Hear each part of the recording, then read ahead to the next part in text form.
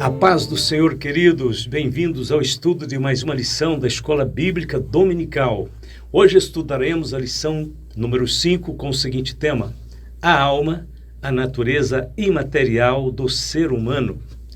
O estudo sobre a alma nos ajuda a entender sobre a natureza do homem interior, sua imagem de Deus e o seu chamado à santificação.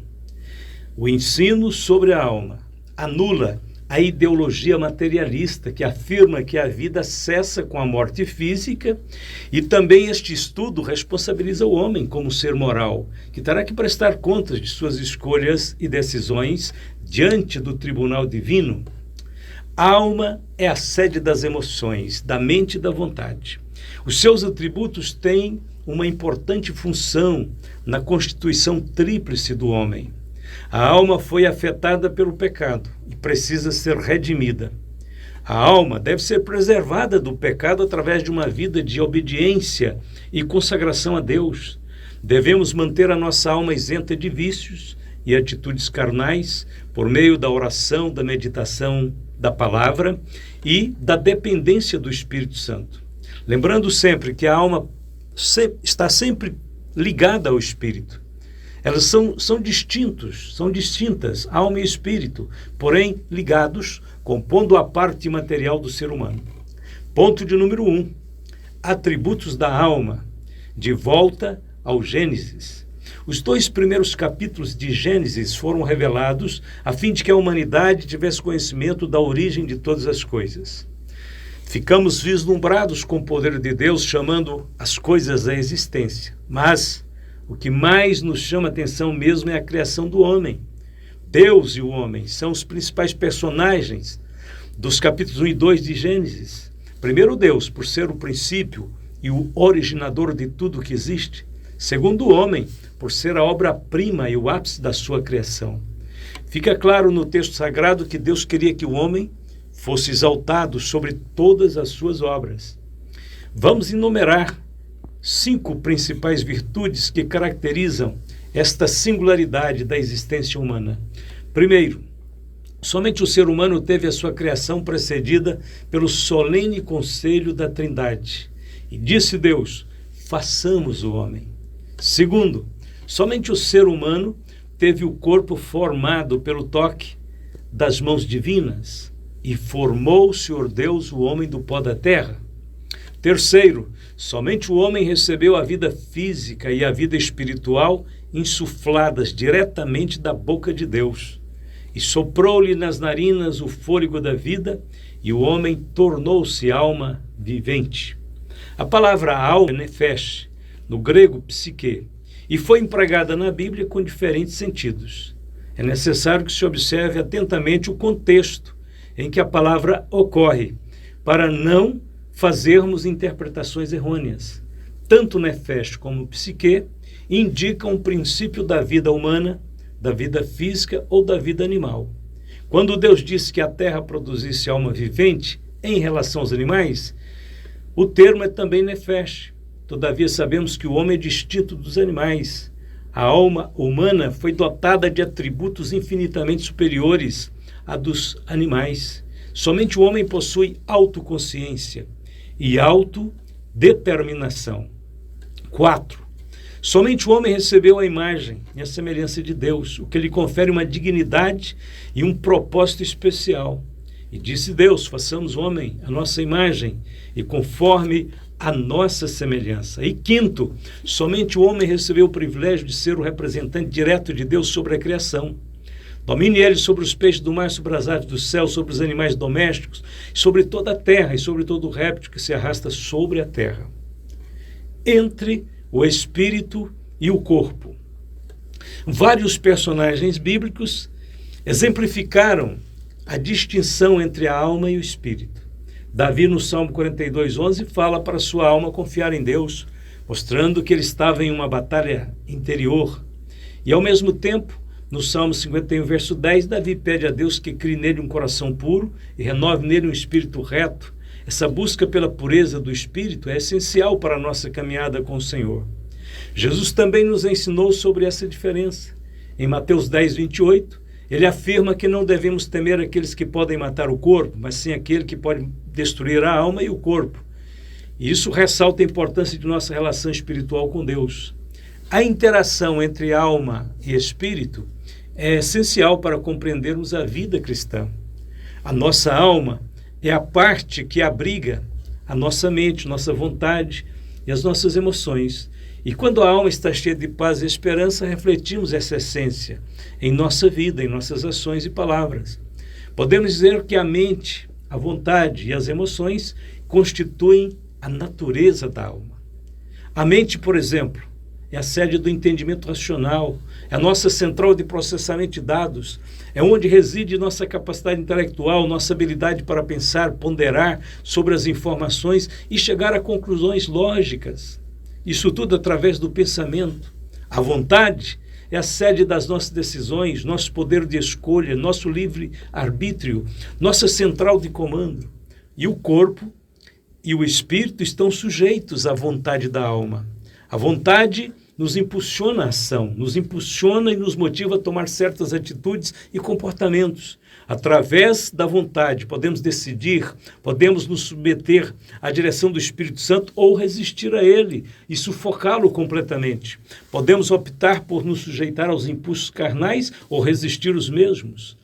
Talvez a atitude mais nobre e também a mais difícil para um cristão é renunciar à vontade própria e decidir fazer a vontade de Deus, ainda que tenha que sofrer por tomar tal atitude.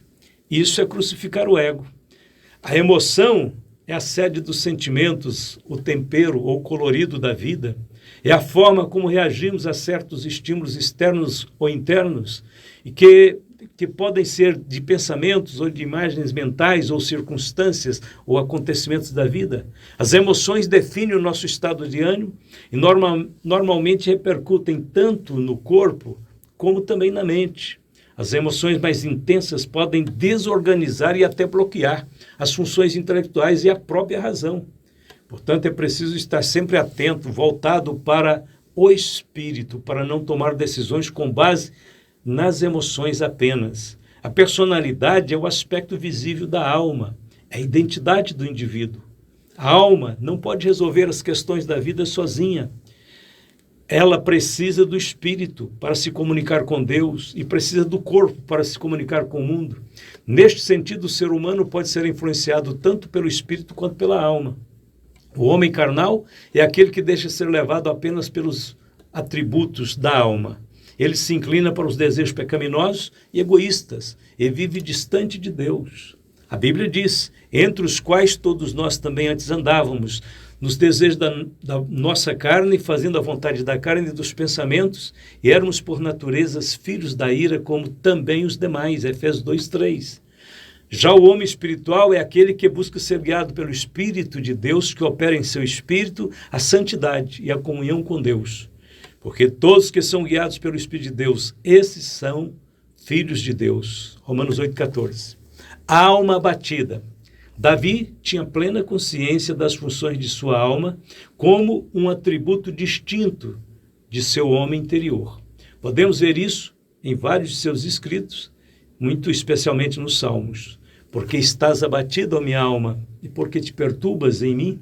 Espera em Deus, pois ainda o louvarei na salvação da sua presença. Ó meu Deus, dentro de mim a minha alma está abatida.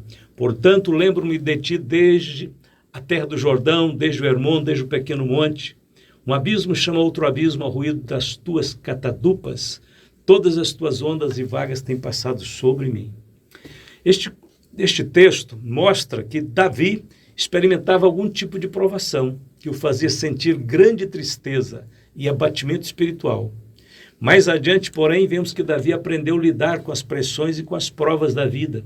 Ele descobriu o caminho da cura por meio do diálogo com sua alma em um tom cheio de esperança e fé. Ele escreveu, bendize a minha alma ao Senhor, e tudo que há em mim bendiga o seu santo nome. Bendize a minha alma ao Senhor, e não te esqueça de nenhum dos seus benefícios.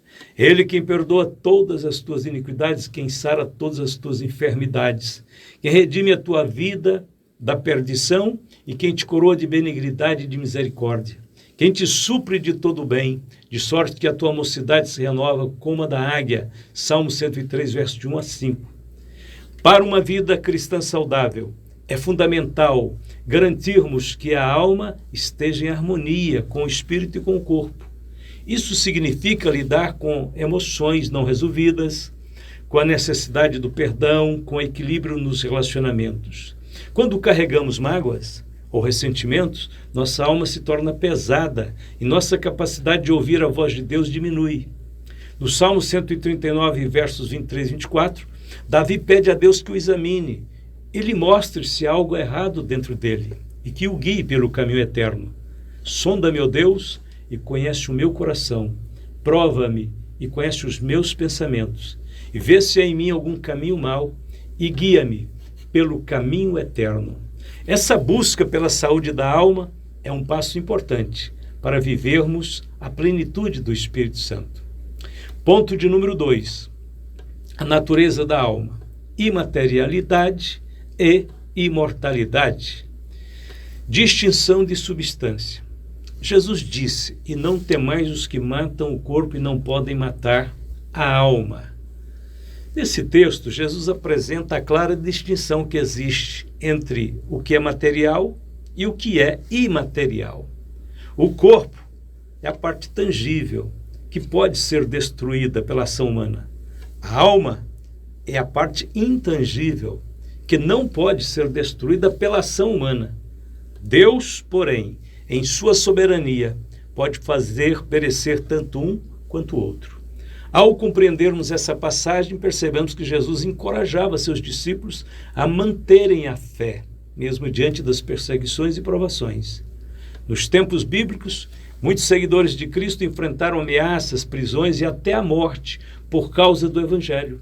Contudo, a segurança espiritual sempre foi mais importante do que qualquer risco terreno. Essa mensagem continua relevante hoje, pois muitos cristãos ainda estão enfrentando desafios e oposições por sua fé. Texto do Salmo 27, verso 1 diz: o Senhor é minha luz e a minha salvação, a quem temerei. O Senhor é a força da minha vida, de quem me recearei.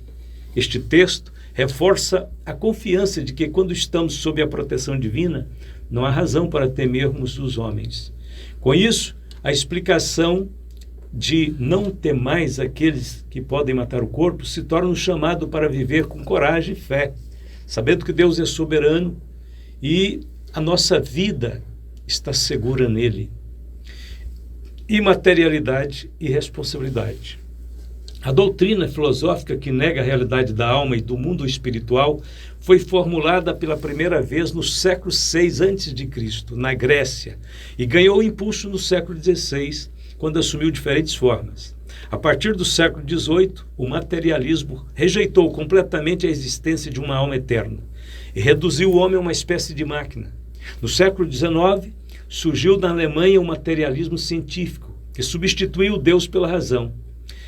Em tempos modernos, temos o marxismo, que prega que o homem se resume em matéria, ignorando a existência de uma alma consciente após a morte. Essa ideologia ateísta nega a pecaminosidade e a responsabilidade moral do indivíduo. Considera que o mal é estrutural, que a culpa é da sociedade, que as pessoas individualmente são vítimas de estruturas opressoras. Identificam pecados sociais, mas não individuais. Esse engano desconsidera a necessidade de arrependimento, conversão e salvação. As pessoas são mantidas no caminho da perdição, seguindo essa ideologia. Essa ideologia que promete soluções absolutas para os problemas do homem por meio de doutrinas sociais, políticas ou econômicas, são doutrinas de perdição. Elas incorrem no mesmo erro: materialismo e teologia. Tende cuidado para que ninguém vos faça presa sua por meio de filosofias e vãs sutilezas, segundo a tradição dos homens, segundo os rudimentos do mundo, e não segundo Cristo.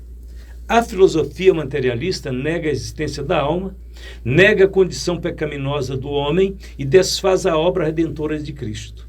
Qualquer teologia que se inspire nas concepções socioeconômicas e políticas do materialismo se tornará tóxica para o corpo de Cristo. A exemplo da teologia da libertação, da teologia da missão integral, que procura tirar Deus do cenário humano e prega uma salvação sem Cristo, baseada apenas em mudanças sociais. Devemos ter o máximo de cuidado com as tendências teológicas progressistas que estão atualmente transitando aí nos arraiais cristãos. A mensagem da cruz está sendo substituída por discursos de autoajuda e por princípios da psicologia. Devemos saber que qualquer pregação que negue a realidade da alma eterna, a natureza do pecado e a obra de Cristo deve ser imediatamente rejeitada. Porque nada me propus saber entre vós, senão a Jesus Cristo e este crucificado. Ponto de número 3, a alma renovada e submissa a Deus, edificação e saúde. Somos constantemente pressionados pelos problemas da vida. Às vezes sentimos medo e ansiedade. O medo é uma reação emocional e fisiológica diante de uma ameaça externa. A ansiedade é um estado emocional desagradável que tem uma causa pouco clara e é frequentemente acompanhada por alterações fisiológicas e de comportamento, semelhante às que provocam o medo. A ansiedade e o medo são reações humanas normais diante de situações inseguras e difíceis. Porém, não podemos deixar que tais reações nos dominem e se tornem doentias, mórbidas. Qualquer pensamento ou sentimento que nos levem a uma condição de desesperança não procede de Deus e deve ser vencido. A resposta aos distúrbios da alma está na oração e na fé em Deus.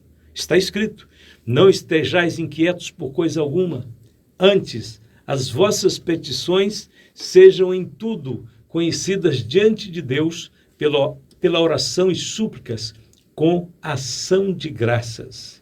Deus promete nos livrar de todos os nossos inimigos, mas pede que confiemos nele, como está escrito: e pela manhã cedo se levantaram e saíram ao deserto de Tecoa, e saindo eles, pôs-se em pé Josafá e disse: ouvi-me, ó Judá, e vós, moradores de Jerusalém, crede no Senhor, vosso Deus, estareis seguros, crede nos seus profetas e prosperareis. Segundo Crônicas, capítulo 20, verso 20. E Jesus disse: não se turbe o vosso coração, credes em Deus, crede também em mim. João 14, 1. A primeira responsabilidade que temos que ter com a nossa alma diz respeito ao reconhecimento que ela necessita de Deus. Assim como o corpo depende do alimento material, a alma necessita do alimento espiritual, necessita de Deus para viver. Como o servo brama pelas correntes das águas, assim suspira minha alma por ti, ó Deus. A minha alma tem sede de Deus, do Deus vivo. Somente a presença de Deus pode acalmar as inquietudes da alma. Refrigera minha alma, guia-me pelas veredas da justiça por amor do seu nome. Muitas doenças físicas têm origem nos distúrbios da alma.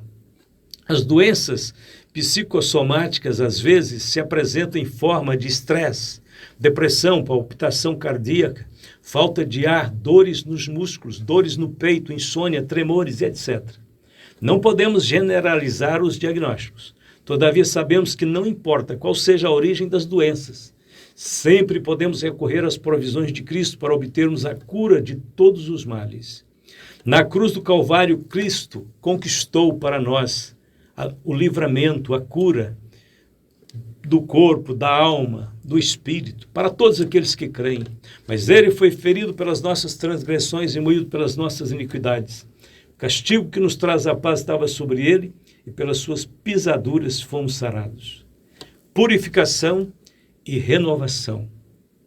Falando ainda sobre a proteção da alma, Jesus nos adverte sobre o perigo dos maus pensamentos.